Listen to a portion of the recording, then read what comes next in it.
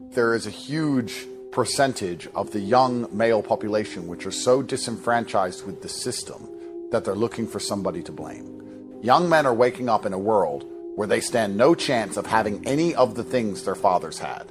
They're never going to have a wife who respects them and loves them because their wife's on TikTok and believes she deserves a G-Wagon full of roses. And they believe they need a Lambo at 19. And nobody wants to work a job because jobs don't pay. And nobody wants to go to school because a degree isn't going to pay.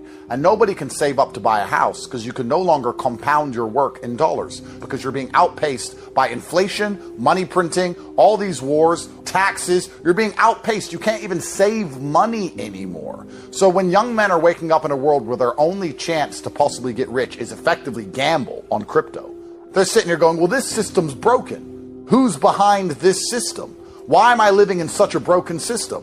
When you have all these men out here who have no hope of building a good life, they're going to find somebody to blame for it. I think it's very easy to confuse finding someone to blame or finding out what's happening with fixing the problem.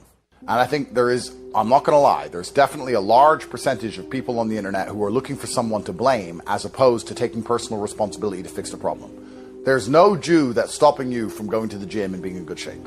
So, like, you have personal responsibility and personal accountability. And in many situations, even if they're unfair, even if the game is rigged, the best thing you can do is say, well, these are the rules I'm playing within, and I have to try and win and take absolute personal responsibility for everything. That's the first thing. The second thing, you asked what I would do if I was 22. That is a very difficult question to answer because I think we've moved into a new stage of capitalism. We've moved into this stock market bubble version of capitalism, which is different than the consumer capitalism we used to live under. In the 90s, you got rich by opening a mom and pop shop or opening a factory. I make lighters and I'm going to sell you lighters and you're going to buy the lighters and I'm going to produce them and I'm going to make a profit and I'm going to get rich. But what chance do you have of manufacturing anything in the West? Zero. What chance do you have of competing with any of these large conglomerates or monopolies in the West? If I gave you $1 million in 1990 and said make more money, you'd open businesses. If I give you $1 million now and said make more money, you put it in the stock market. So you're a lot of the times just investing in the monopolies. It's getting easier and easier to make money from money and harder to make money from nothing. And this is the problem with the world we're in because young people have no money. So to make their first million is nearly impossible. But to turn $1 million into 10 million is easy. Buy and chill. That's it. So it's getting worse and worse. And this ties into what I said earlier about the fact that since 2016, we have trillions and trillions of brand new dollars, stock market's all-time high, everyone with money is richer, but the country actually, if you look around, doesn't feel richer at all. The economy is actually worse than it's ever been. The real economy at the bottom. The rich are just getting richer all of the time. So as a 22-year-old, what they're currently doing is because they understand this. They're all becoming radicalized. Some of them are finding people to blame for it and sitting and lamenting and crying in their bedrooms about the situation. Some are going, okay, I need to find a way out and are effectively gambling. This is why prediction markets are such a big thing. This is why online casinos are making larger profits than they've ever made because a young man understands $10,000 means nothing. I need 10 million. 10,000 and zero is the same. So all the young men in the world today are just throwing their money away, trying to get enough money to turn that money into money, because that's the only way to make money now. The solution to all of this is extremely complicated. I don't know what the solution is. For me to answer the question, what would I do at 22? Well, I'll do the same thing I've always done. I'd become so exceptional that I can disprove the rule. I could say, all right, yes, the game is rigged. Yes, it's extremely hard to do, but I'm not the average guy. If everything that is told to us about the Jews controlling America and the system being rigged, if all of that's true, the correct answer is still to get up, work hard, be better than everyone else, try harder than everyone else does, and excel. That's the only answer. You can sit and tweet all day if you want, but it's not going to fix your life. However, the game is certainly becoming harder. It is so easy for me to turn money into money. And it is so difficult for me to find a business that makes me money. Even for me, in this current economy, it's so easy for me to buy an asset and wait. That's the safest, easiest thing I can do. And this is the world we live in. And you know what that does to asset prices? They soar. So what happens to the young people? I think it's harder to open a physical business in the West, anywhere, not just America, in the West today than it ever was. You're competing with conglomerates and monopolies. You can't sell phone chargers. You can't.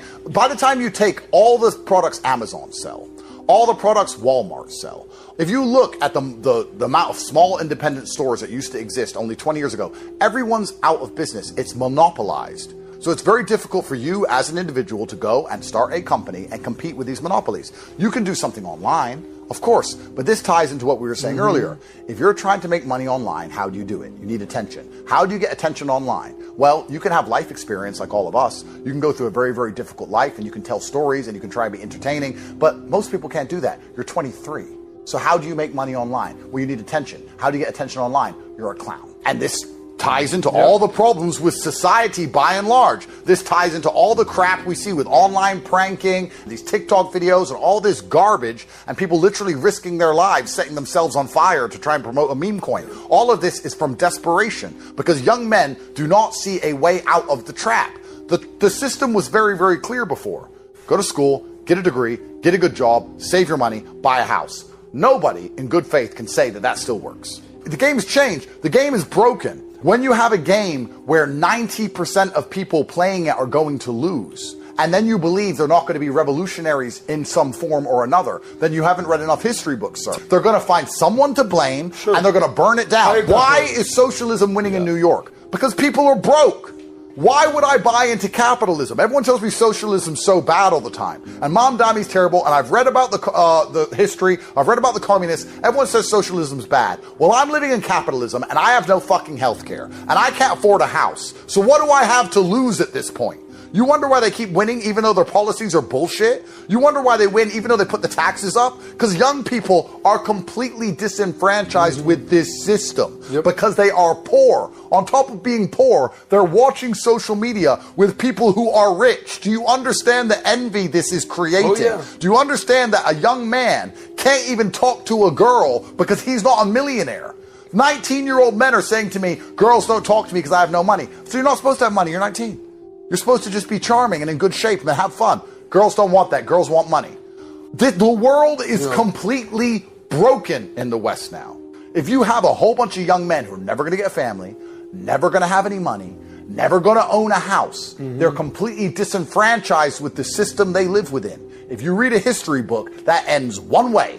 If we want to be capitalistic, and all of us are capitalists, we need to at least offer the young people a chance to play the game. We can't say capitalism's fantastic, communism's terrible, capitalism's the best, but you can't play.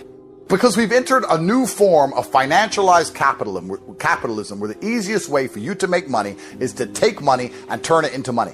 You know, I'm not an economist, but if you take numbers on a screen and turn it into more numbers on a screen, there has to be someone's getting fucked there. It ain't me, but someone else somewhere along the line is getting wrecked for me to get more money because I turn my money into money without work. That is, you can say it's usury, you can say whatever it is. What I'm saying is the young man who's going to work every day, struggling to afford rent, living in a town which is getting more and more crime ridden, and everyone else is on welfare, and everyone's frauding, everyone's stealing from the government, NGOs are stealing, no FBI raids on the Somali daycares. You're a young 20-year-old man, you're going to work every day, you're struggling to pay your bills, Somalis are getting billions from the government, you're told to continue to pay your taxes, shut up, and like, how long do we think people are going to get fucked before they say, no, this is bullshit? Young men who do the right thing are not being rewarded for doing the right thing. And we think they're going to continue to do it because we've given them nothing. Even the most basic thing. Fuck giving them houses and money. Forget that. They can't even get a girlfriend, bro. The girls their age want men twice their age who are millionaires. These men are lonely, they are depressed, they see no way out, and this ends one way. To fix our society, by and large, to fix it, everybody needs to feel included within it. They need to feel like if I do the right thing for the society does the right thing for me. Yes, you can function on personal excellence. Yes, you can say I'm going to be better than everyone else. Yes, you can say I'm going to escape the matrix. It's true.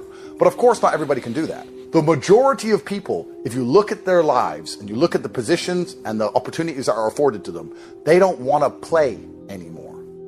And the only answer I've ever found, the solution, is to become an exceptional person. But when you build a society, the point I'm trying to make is not about me and my message and my views. I come from the absolute bottom. I grew up in Gary, Indiana, which was the murder capital of America at the time. And then I grew up in Luton, England, in a single household, single mother household. So I grew up in the worst possible scenarios, and I manage to pull it off, and I have a fantastic life, and I get to take care of everyone. That's true.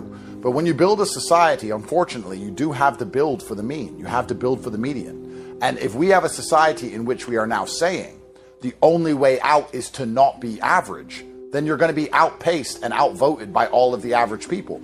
It is very easy to sit and say, the world's unfair, the game's unfair, I'm going to make everything fair. Why do they get millions and millions of followers? Because there's always going to be more average people than exceptional people. We need to at least give average people a chance in the game of capitalism. How do we do that? It's very complicated. And we have a situation now where, for example, let's say I'm Trump, and let's say I can make housing affordable for young people so they feel invested in their communities. Let's not underestimate how important it is for young people to own a home, because it gives them an emotional attachment to their community. They care because their house is on that street. If they're renting, it's not the same. The Western world, America especially, was built on owning land. This is mine. I'm going to defend it to the end. I'm going nowhere. You're not doing that around my house, my family. So if Trump were to come along with the magic pen and say, I want to make housing affordable, you know what he would enter? He'd enter a war with all of the asset managers. He'd enter a war with Vanguard, BlackRock, and all of the other rich people. Because if you make houses affordable, their assets go down. They don't want that.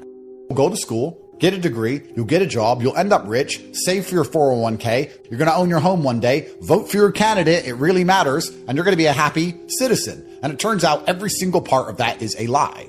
And they want to keep your mind distracted and placated enough for you to continue to pay taxes, even though your cost of living keeps going up, your living standard keeps going down, you're miserable, the traffic in the commute is getting worse day by day, your only chance to get out of it is to get rich. You can't, and you're stuck. So they have to broadcast enough garbage into your brain that you get distracted by TikTok and being stupid enough to pay $700 to go watch Taylor Swift.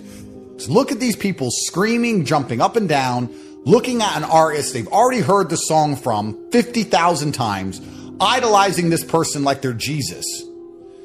And they can't even pay their own bills.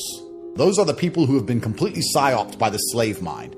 You're allowing yourself to be distracted with bread and circus garbage as your actual life and the things that matter crumble around you.